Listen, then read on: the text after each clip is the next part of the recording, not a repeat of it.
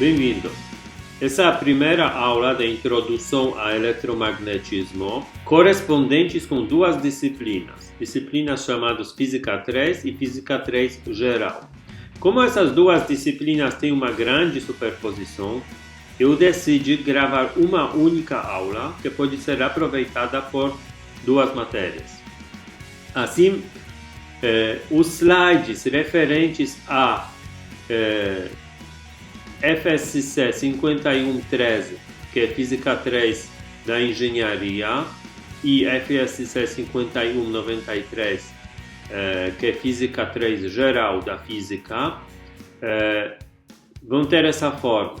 Agora, os slides exclusivos à Física Geral da Física vão ter essa marcação em cor chamativo. Esses slides podem ser simplesmente ignorados por alunos da engenharia. Aqui vai ter algumas coisas a mais. Hoje, nessa aula, eu quero falar sobre os seguintes assuntos.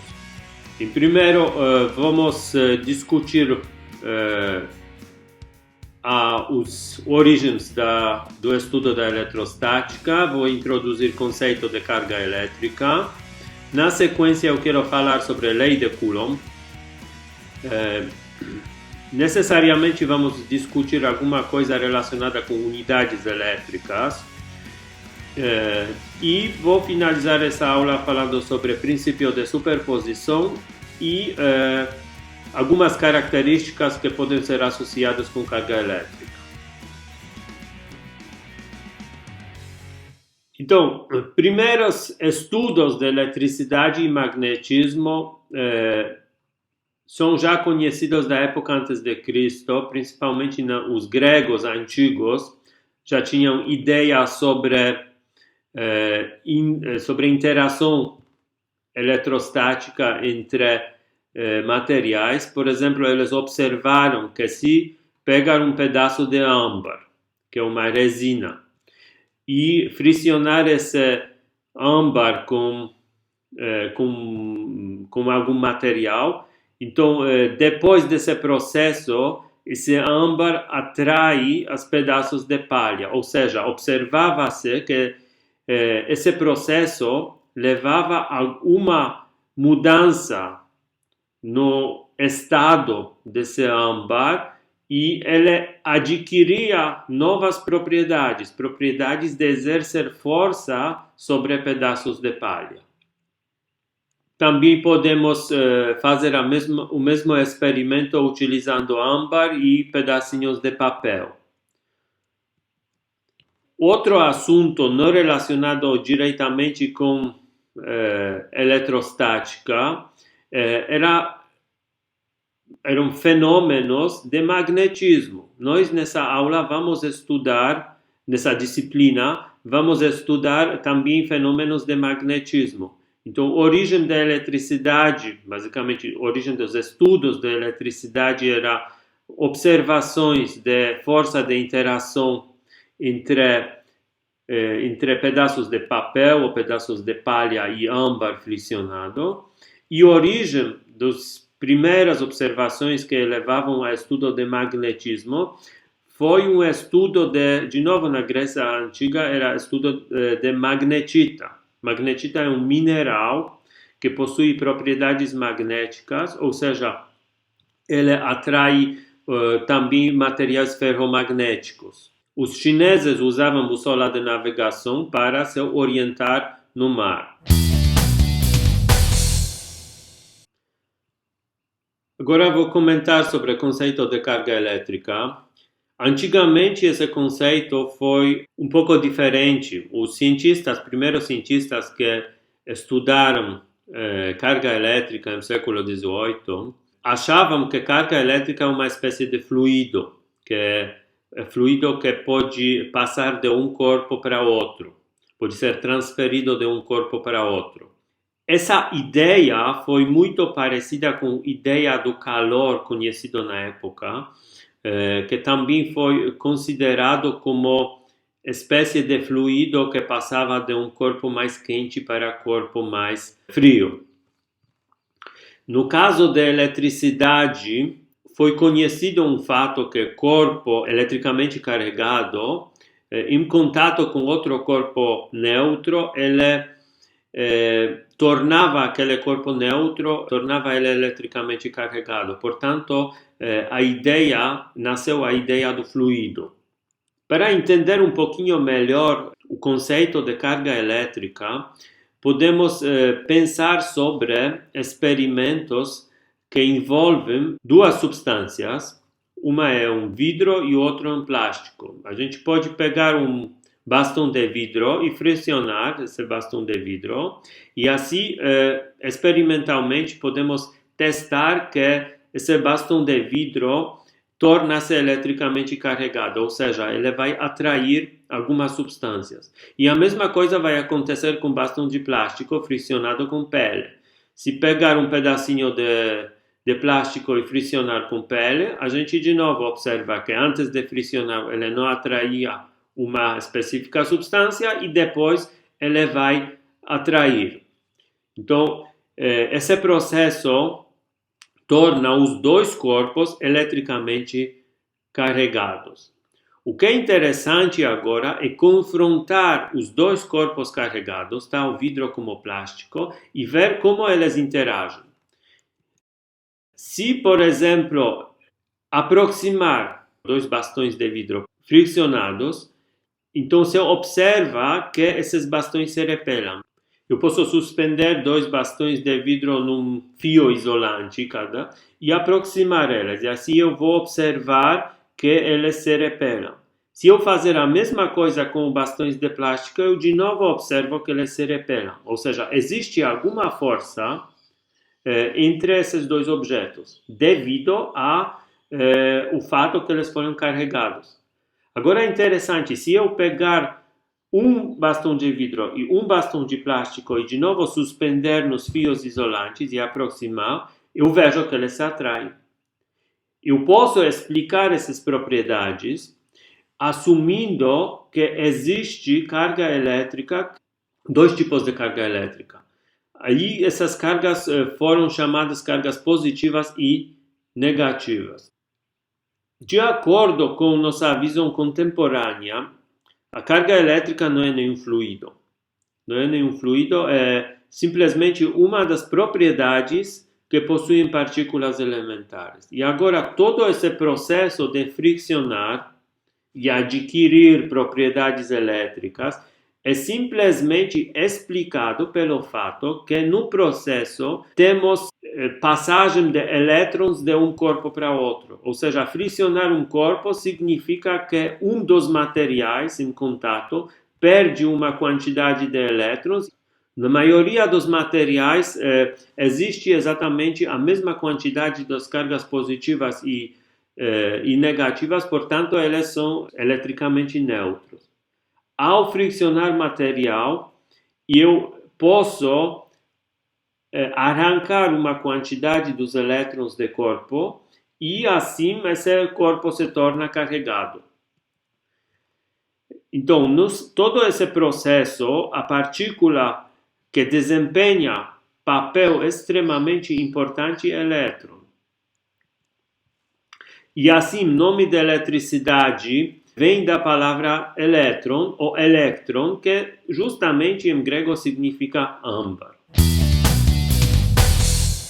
Agora eu quero discutir a questão da indução eletrostática. Então, o que é indução eletrostática? Indução eletrostática é simplesmente um fenômeno que se manifesta em fato que um corpo que é eletricamente neutro pode adquirir algumas propriedades elétricas só por se encontrar na vizinhança de um corpo carregado.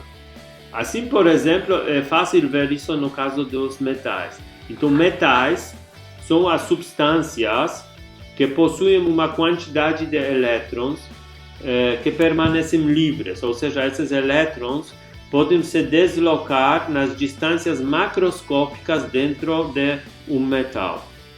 Agora, se eu colocar esse pedaço de metal na vizinhança de um objeto eletricamente carregado, então esse objeto vai exercer força sobre elétrons e vai causar uma redistribuição desses elétrons.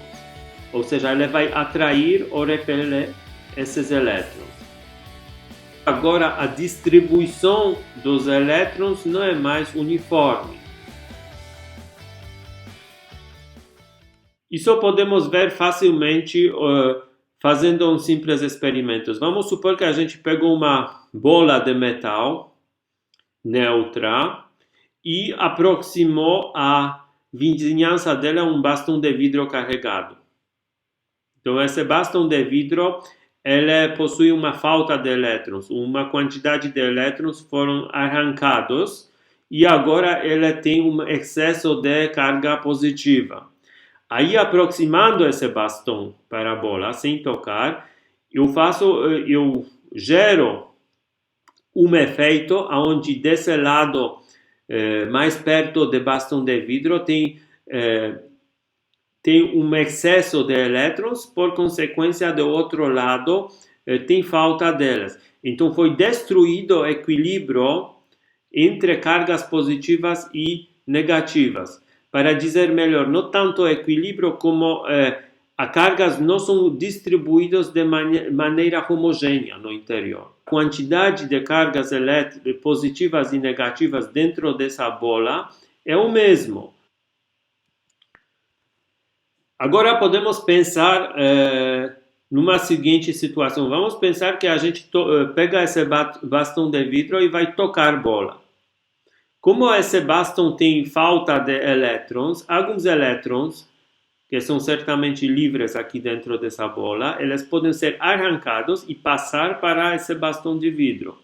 Então, o que vai acontecer é que a bola vai perder uma quantidade de elétrons. Ou seja, se agora eu afastar esse bastão de vidro, a bola vai se tornar eletricamente carregada. Ela vai ter falta de elétrons, portanto, vai ter excesso de cargas positivas.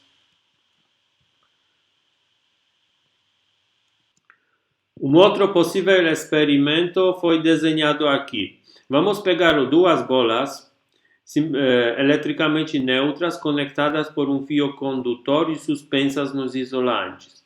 E agora vamos aproximar bastão de vidro para uma dessas bolas, mas sem tocar. Ou seja, nessa bola vamos ter excesso de elétrons, enquanto na outra vamos ter falta. Esses elétrons vão passar de uma bola para outra, justamente utilizando esse fio condutor. E agora, antes de afastar esse bastão de vidro, a gente vai cortar esse fio condutor. E depois a gente vai afastar o bastão de vidro. Ou seja, elétrons não tiveram já chance de voltar, porque o fio foi cortado. Portanto, temos uma situação onde temos duas bolas eletricamente carregadas e exatamente a quantidade de elétrons que está em excesso nessa bola é igual a quantidade de elétrons que está em falta na segunda bola, porque são justamente os elétrons que abandonaram essa bola através do fio.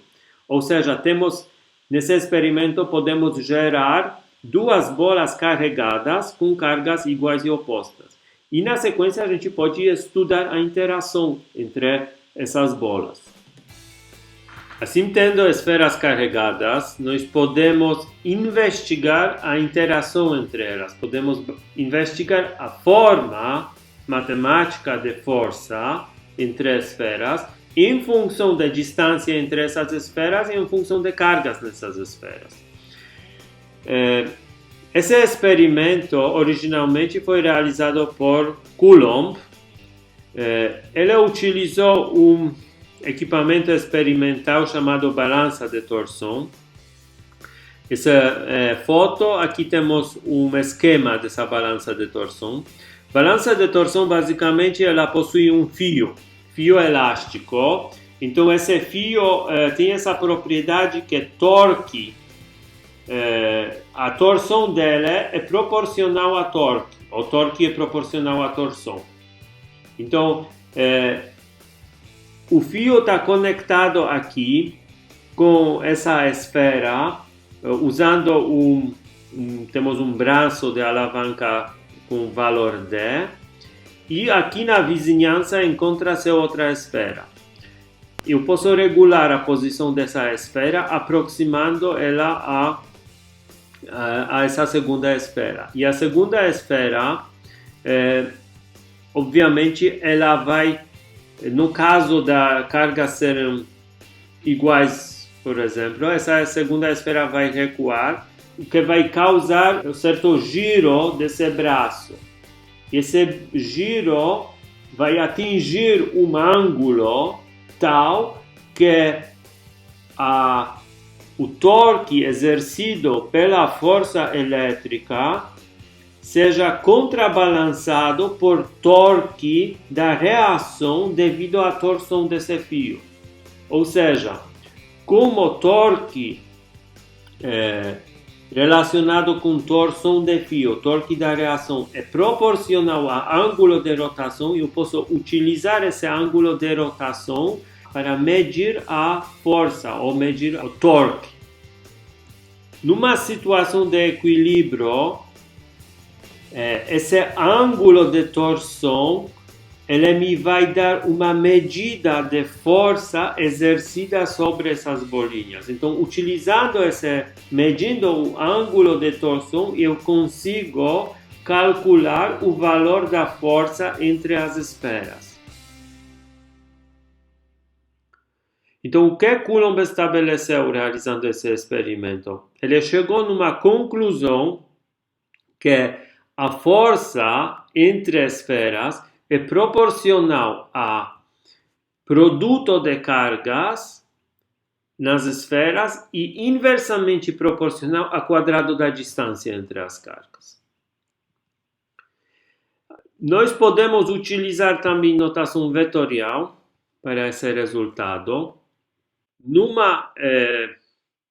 sistema de coordenadas x, y, z, a posição de carga Q1 é dada por vetor R1, enquanto a posição de carga Q2 é dada por R2.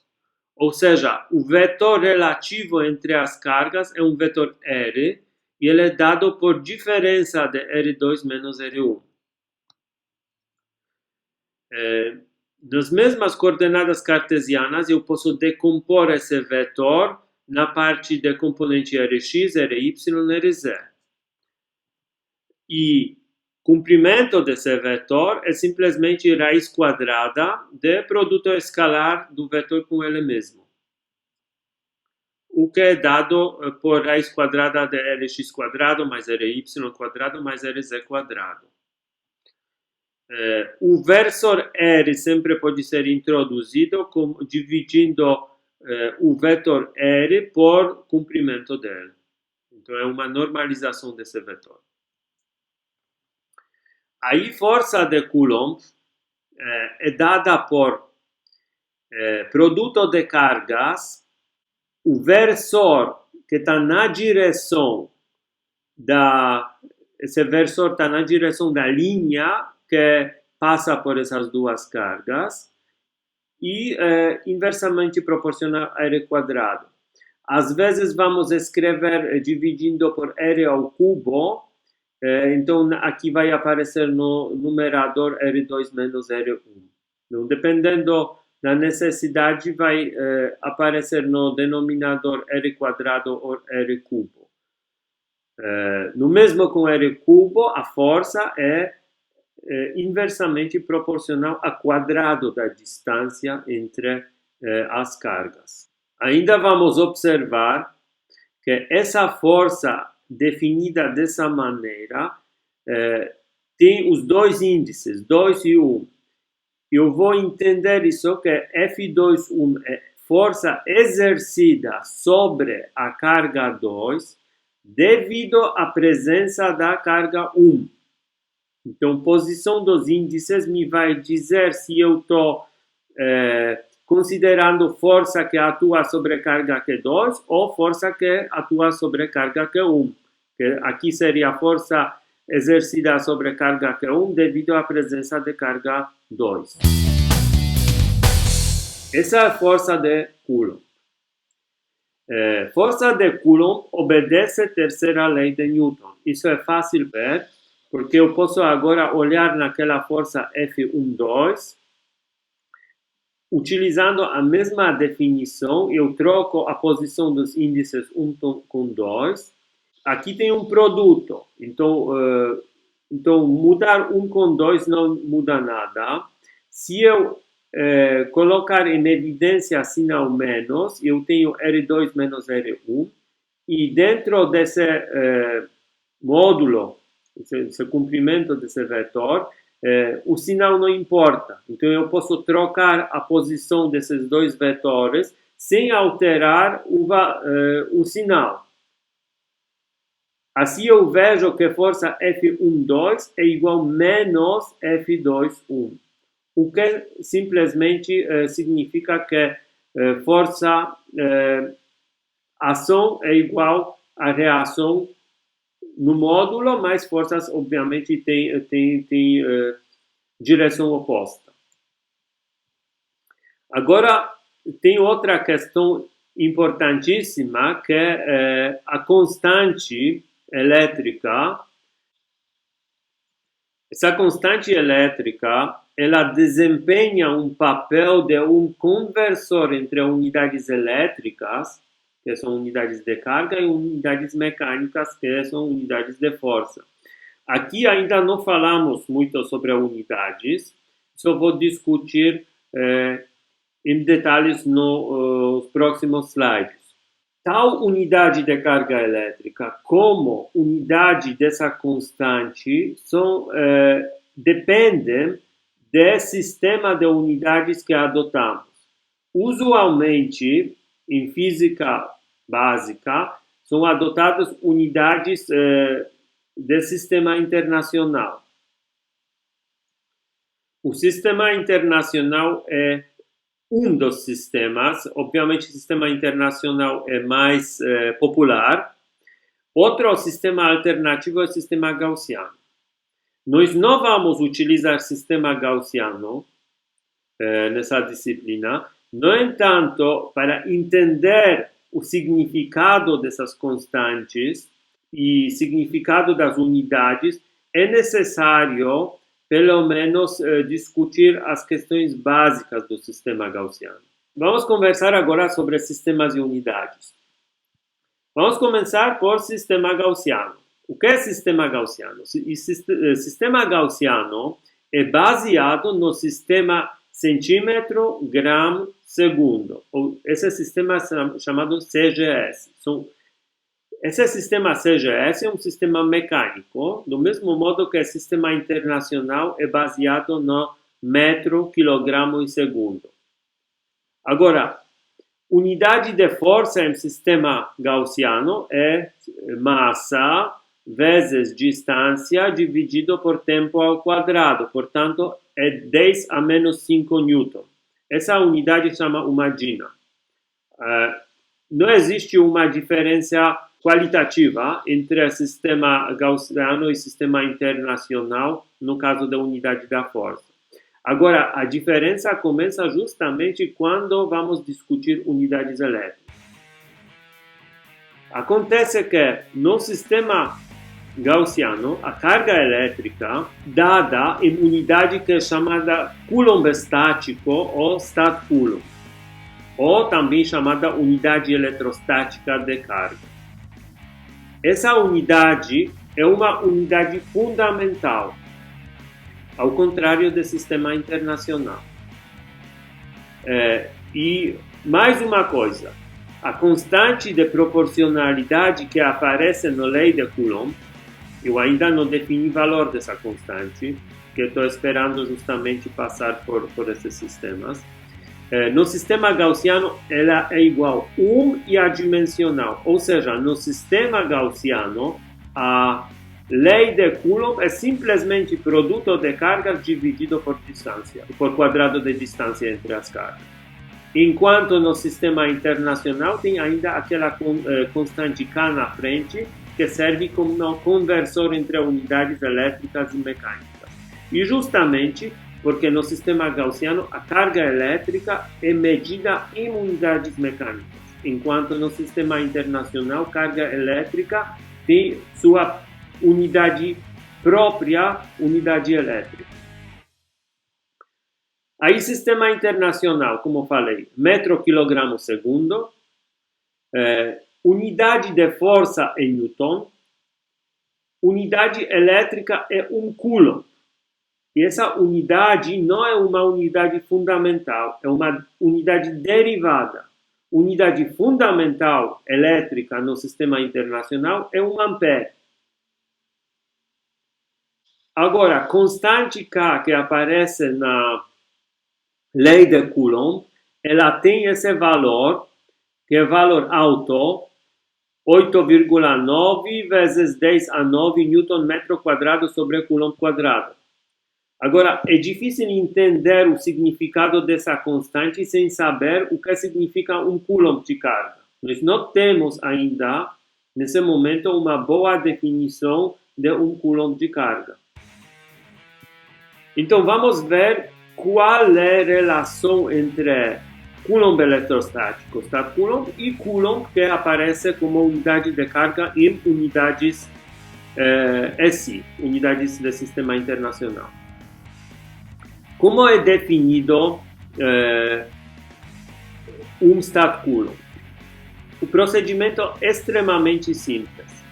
Como estamos em unidades gaussianas, vamos pegar duas esferas e separar por unidade da distância.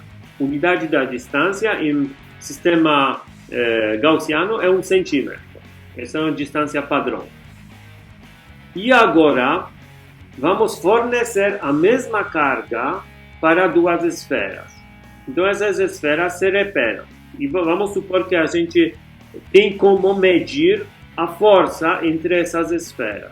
Então, fornecemos a carga e medimos a força. Fornecemos a carga e medimos a força. E a gente vai continuar esse processo até a força da repulsão entre as esferas atinge um valor de 1 Gina, 10 a menos 5 Newton. Quando for atingido esse valor 10 a menos 5 Newton, a gente vai parar, fornecer carga e vai dizer o seguinte: na cada dessas esferas eu tenho Stat Coulomb de carga, uma unidade eletrostática de carga.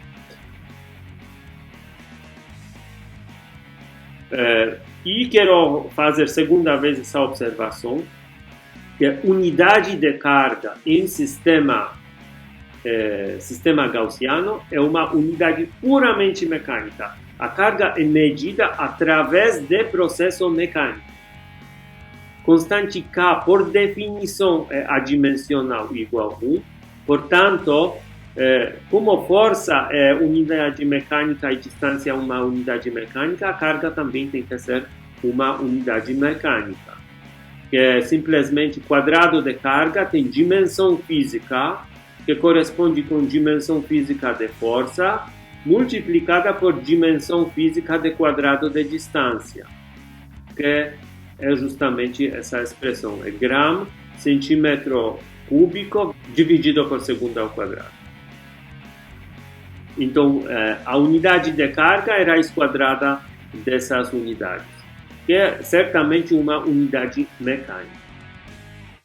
Agora, se a gente ir para o sistema internacional, o que nos interessa nessa disciplina, unidade de carga, Coulomb, não é simplesmente unidade fundamental. Ela é uma unidade derivada e unidade fundamental no sistema assim é ampere. Se eu tiver corrente de 1 ampere, ainda não sei exatamente o que essa alegação significa. Se eu tiver corrente de 1 ampere, eu posso definir Coulomb simplesmente através de processo que é associado com transporte de carga elétrica.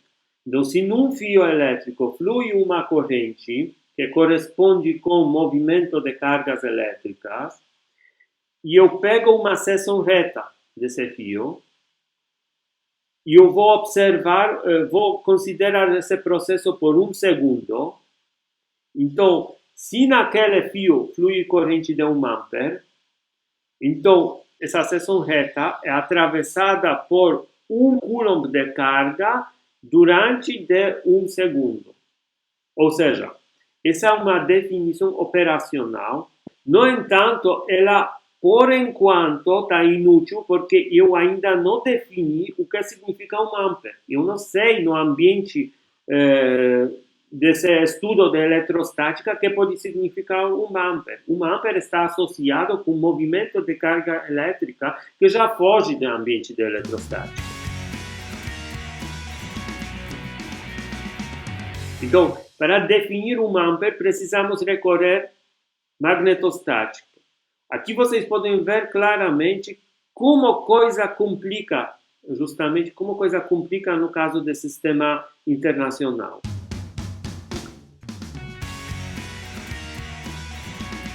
Aí vamos lá. Como se define 1 ampere? Se eu tiver 2 fios elétricos com a corrente, então eu posso observar experimentalmente que existe uma força entre esses fios.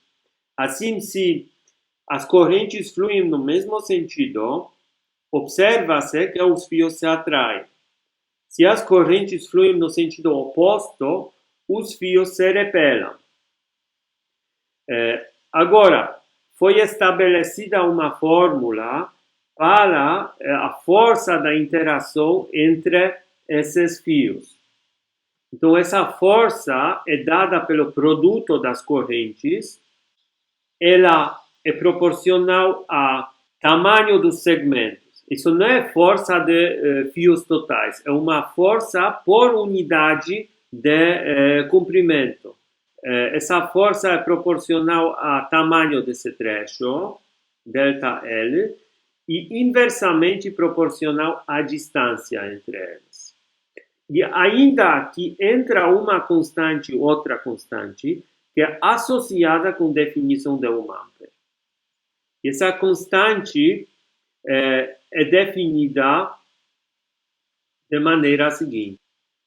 1 ampere é a intensidade da corrente elétrica que, fluindo em 2 fios retos, longos, paralelos, igual nesse desenho, em distância de 1 metro, distância padrão, então aqui tem 1, aqui tem 1, causa a força entre eles igual a 2 vezes 10 a menos 7 newton por cada metro de fio. Por cada metro significa por cada ΔL igual a 1 metro. Então, a constante K2, numericamente, é igual a metade do valor da força. Portanto, K2 é igual a 10 a menos 7 newton por ampere quadrado. K2 é um conversor entre unidades mecânicas, unidades de força da interação entre fios, e unidades elétricas que são associadas com corrente que flui nos fios. Aí já está mais ou menos claro que uma coisa está com certeza clara, que o sistema internacional é mais complicado que o sistema gaussiano. Temos daqui também uma observação que simplesmente não é possível discutir eletrostática sem entrar na questão de magnetostática em unidades do sistema internacional. Isso é possível justamente fazer em unidades gaussianas, unidades que nós não vamos utilizar nessa disciplina. Agora eu quero fazer alguns comentários. Um dos problemas interessantes é para imaginar um coulomb. É muita carga, pouca carga, como a gente pode tentar enxergar isso? Então vamos considerar a situação seguinte. Se a gente pegar 2 cargas em distância de 1 metro, cada 1 coulomb, então essas cargas vão exercer uma na outra a força equivalente ao valor da constante, aquela constante elétrica que aparece na lei de Coulomb. Então, portanto, essa força é igual a 8,980 e alguma coisa vezes 10 a 9 newton. É muita força, mas vamos tentar saber quanto isso equivale. Então vamos fazer uma aproximação grosseira. Aqui temos quase 9, vamos aproximar por 10 a 10 newton.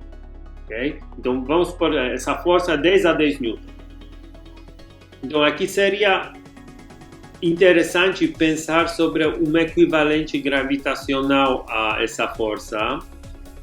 Por exemplo, qual seria a quantidade de massa cujo peso seria equivalente a essa força da interação? Peso no campo gravitacional da Terra seria equivalente a essa força exercida por duas cargas de 1 coulomb cada. Vamos pegar um volume 100 metros por 100 metros por 100 metros. Ou seja, isso dá 10 a 6 metros cúbicos aqui. Agora, 10 a 9 litros, se a gente preencher esse volume com água, vamos ter uma certa quantidade de água e consideramos essa água no campo gravitacional da Terra. Sabemos que cada litro de água pesa basicamente 10 newtons, um pouco menos. Portanto, isso justamente me dá aproximadamente 10 a 10 newtons. Ou seja, uma piscina enorme de água, com 100 metros por 100 metros por 100 metros, pesa no campo gravitacional à Terra 10 a 10 newtons. Isso é equivalente à força exercida por duas cargas, uma na outra, por duas cargas de 1 coulomb cada. Ou seja, a quantidade de 1 coulomb de carga é uma quantidade grande em eletrostática. Outra questão é a razão das constantes. Temos essa constante K, que é constante coulombiana, constante elétrica, e temos constante K2 definida no ambiente de magnetostática, aquela constante que me permite, que é associada com definição de 1 ampere. Acontece que se eu tomar razão dessas duas constantes, essa razão tem dimensão de quadrado de velocidade. Por quê? Porque K dividido sobre K2, constante de Coulomb tem dimensão Newton metro quadrado sobre Coulomb quadrado. Agora, constante K2 tem dimensão Ampere quadrado sobre Newton. Relacionado Ampere com Coulomb, como Coulomb igual a Ampere vezes segundo, Ampere cancela aqui. E tem metro quadrado sobre segundo quadrado. Ou seja, razão de K e K2 tem dimensão de velocidade. Então, essa velocidade deve ser uma velocidade característica. Vamos calcular o valor dessa velocidade. K sobre K2 é igual a esse valor, substituindo as constantes K e constante K2. E eu posso ver que isso é equivalente a quadrado de uma velocidade. Essa velocidade é justamente a velocidade da luz. Ou seja, velocidade da luz, de uma certa maneira, está codificada nas unidades elétricas e magnéticas. Isso foi justamente o que foi observado por Maxwell. Maxwell observou que a velocidade da luz aparece aparece como razão das unidades elétricas e magnéticas. A velocidade da luz é simplesmente raiz quadrada dessa razão das constantes.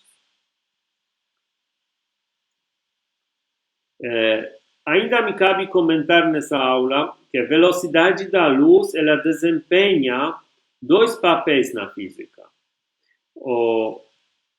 Um papel ela simplesmente descreve propagação de sinais eletromagnéticos. No campo eletromagnético, as perturbações do campo eletromagnético, elas se propagam no espaço vazio com velocidade c. Então, é uma velocidade de propagação. Ela não é exclusiva para campo eletromagnético, por exemplo, ondas gravitacionais também se propagam com velocidade da luz. Agora, tem outro papel, é uma constante universal de natureza. Independente do fato que alguns sinais se propagam com essa velocidade, ela é uma constante de natureza. Esse é o segundo papel desempenhado por essa constante, velocidade da luz. Agora eu quero comentar sobre o princípio da superposição, que é frequentemente usado aqui na disciplina. Então, acontece a seguinte coisa. Se a gente investigar a interação eletrostática, podemos chegar numa conclusão que a força entre duas cargas não depende do fato se na vizinhança dessas cargas se encontra terceira ou outras cargas. A força extra sobre uma carga, ou seja, vai depender da presença da terceira carga, mas a força exclusiva entre as duas cargas depende apenas dessas duas cargas e não de nada mais em volta. Essa propriedade é uma propriedade fundamental. Ela vai ter várias consequências mais para frente. Uma dessas propriedades é o fato que equações de Maxwell, equações que de uma certa maneira vamos tentar descobrir nessa disciplina, que elas são lineares. A linearidade dessas equações resulta em fato que eu posso fazer uma combinação linear de soluções e isso continua como solução da teoria. Também tem outro resultado aqui, associado com linearidade, que é a força exercida sobre uma dada carga, ela é simplesmente a soma vetorial das forças. Carga Q1 e carga Q0 interagem. Essa interação entre essas duas cargas exerce a força F1 sobre a carga Q0. A força exercida pela carga Q2 no carga Q0 é F2 e assim por diante, outras. A força resultante, portanto, é a soma desses todos os vetores que me dá algum vetor F. Se fosse diferente, eu teria um sério problema, porque eu teria força entre Q1 e Q0 dependia do fato se essa carga Q2 está na vizinhança ou em distância, qual distância dessa configuração de cargas, isso me modificava bastante. Ou seja, algumas forças de natureza, certamente no eletromagnetismo, têm essa propriedade. Isso são interações que envolvem equações não lineares. Aqui, no eletromagnetismo, a situação é mais simples. Portanto, sempre vamos ter princípio de superposição como decorrência do fato que a força entre duas cargas não depende do fato se na presença delas encontra-se a terceira ou mais cargas. Então, essa superposição aqui, ela me resulta em superposição de forças. Então, somatória cada dessas forças, eu posso escrever como força, soma das forças, onde força F é força exercida sobre carga zero devido à presença da carga J. Um dos assuntos interessantes associados ainda com carga elétrica é a observação que cargas elétricas são quantizadas. Essa quantização de carga foi descoberta por Millikan. Millikan realizou um experimento e esse experimento ele trouxe o prêmio Nobel. O Millikan estudou justamente umas configurações que foram dadas por algumas gotículas de óleo suspenso no campo elétrico e ele concluiu no experimento dele que todas as gotículas tiveram carga elétrica que dava um múltiplo desse valor. Assim, olhando nos vários casos, ele concluiu que esse valor mínimo é igual a esse valor. Agora, carga elétrica é carga de maioria das partículas elementares. Temos, por exemplo, no caso de elétron, carga negativa, positrão, que é antielétron, tem carga mais E, próton tem carga mais E. Ainda existem quarks. Então, na época de Millikan, não foram conhecidos os quarks. Acontece que, no caso de quarks, precisamos atribuir um valor fracional a essa carga. Mas isso, de maneira alguma, tira validade do resultado de Millikan. Se não fosse esse valor E, vai ter esse valor, 1/3. Não é conhecido outra fração. Então, de uma certa maneira, isso não invalida o fato de quantização de carga elétrica. Aqui vamos, por exemplo, olhar como aparece carga de próton como resultado de combinação de cargas dos quarks. No caso de próton é composto, uma partícula composta por cargas 2 quarks up e 1 quark down. Então, a combinação dessas todas cargas dá 2/3 E, 2/3 E menos 1/3, que dá justamente carga E. O nêutron, por sua vez, é composto de 1 quark up e 2 quarks down. Então, em total, o nêutron não possui a carga elétrica. Ainda queria fazer mais um comentário. O fato que carga do elétron, que é partícula que nós consideramos como partícula fundamental, é igual e oposta à carga de próton, é um fato até hoje inexplicável do ponto de vista teórico. Próton é simplesmente uma partícula composta de outras partículas. No ambiente da teoria de campos, ou teoria quântica de campos, ele está cheio ainda por algumas outras partículas virtuais. É simplesmente uma sopa, com 3 quarks de valência e outro tipo de partículas virtuais. E finalmente, quero fazer outro comentário.